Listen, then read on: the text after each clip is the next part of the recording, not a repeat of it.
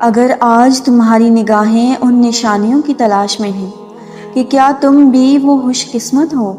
جس کے بدترین حالات اب بہت جلد بہترین حالات میں بدلنے والے ہیں، اور عنقریب اللہ تمہاری زندگی کی تمام مشکلات اپنی مدد اور رحمت کے ذریعے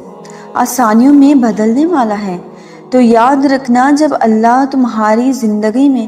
ایک نئے دور کا آغاز کرنا چاہتا ہے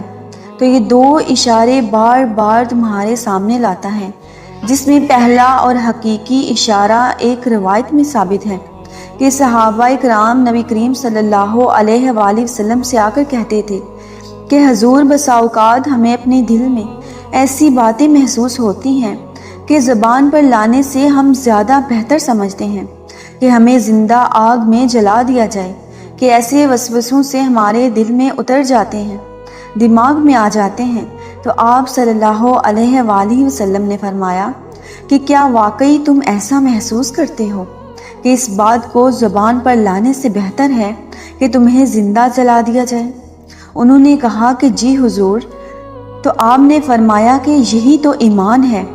شیطان وسوسہ اندازی کرے گا، لیکن تمہیں ہر دفعہ یہ احساس ہو جانا کہ یہ بات اتنی بری ہے کہ مجھے زندہ جلا دیا جائے، بنسبت اس کے کہ میں اس بات کو زبان پر لاؤں، تو یہ واضح ثبوت ہے کہ تمہارا ایمان موجود ہے۔ آپ نے انہیں بہترین وقت کی تسلی دی اور اطمینان دیا۔ یاد رکھو تمہارا رب جس بندے کے ساتھ خیر کا ارادہ کرتا ہے اسے آزماتا ہے۔ اللہ پاک خود قرآن پاک میں فرماتے ہیں کہ ہم تمہیں آزمائیں گے اور تمہارے حالات جانچیں گے تاکہ پتہ چلے کہ تم میں مجاہد اور صبر کرنے والے کون ہیں۔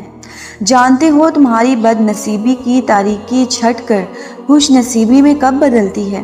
تو یاد رکھو کہ تمہاری زندگی کی خوشحالی کا سارا کنٹرول اس مہربان رب کے ہاتھ میں ہے۔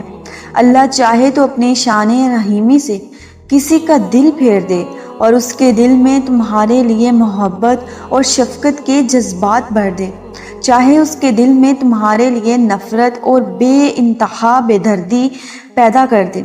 اللہ اس کا دل بدلنے پر قادر ہے۔ اللہ پاک خود قرآن پاک میں فرماتے ہیں کہ کسی نفس کو نہیں پتا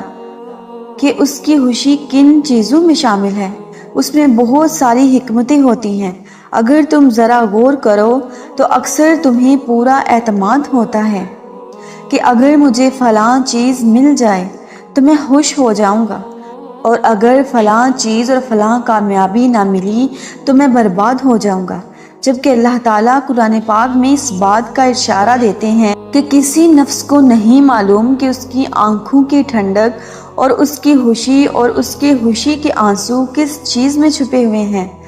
تم بس اپنے رب پر اس پھول کی طرح بھروسہ رکھو جو کہ راستے کے کنارے اگتا ہے، جسے نہ کسی نے بویا ہوتا ہے اور نہ ہی کوئی راہ گیر اسے پانی دیتا ہے، لیکن اللہ تعالیٰ اس کا خیال رکھتا ہے اور ایک چھوٹے سے بیج کو ایک دن خوبصورت اور توانا درخت میں بدل دیتا ہے۔ بالکل اسی طرح اس خالق کے اختیار میں تمہاری خوشی ہے، اور وہ خوب جانتا ہے کہ یہ کب اور کہاں پھل پھول سکتی ہے۔ اللہ پاک خود فرماتے ہیں کہ اے نبی صلی اللہ علیہ وآلہ وسلم، ان سے کہو کہ فضل و شرف اللہ ہی کے اختیار میں ہے، وہ جب چاہے عطا کرے اور وسیع نظر عطا کرے، وہ سب کچھ جانتا ہے، اور ممکن ہے کہ اللہ تعالیٰ بہت جلدی کامیاب کر دے یا اپنے پاس سے کوئی اور معاملہ پیش کر دے۔ یاد رکھو کہ ماضی کے پچھتاوے محض ایک ڈسٹریکشن ہے، اور اس کو ہر وقت سوچتے رہنے سے تم کبھی بھی اپنا آج بہتر نہیں کر پاؤ گے۔ جانتے ہو جب انسان اپنے کمفرٹ کو خیر آباد کہتا ہے نا، تو وہ کامیاب زندگی کی طرف ایک قدم بڑھا دیتا ہے، اور جب سوچ بدلتی ہے تو وقت بھی بدل جاتا ہے، اور نفس سمیت ساری دنیا بدل جاتی ہے۔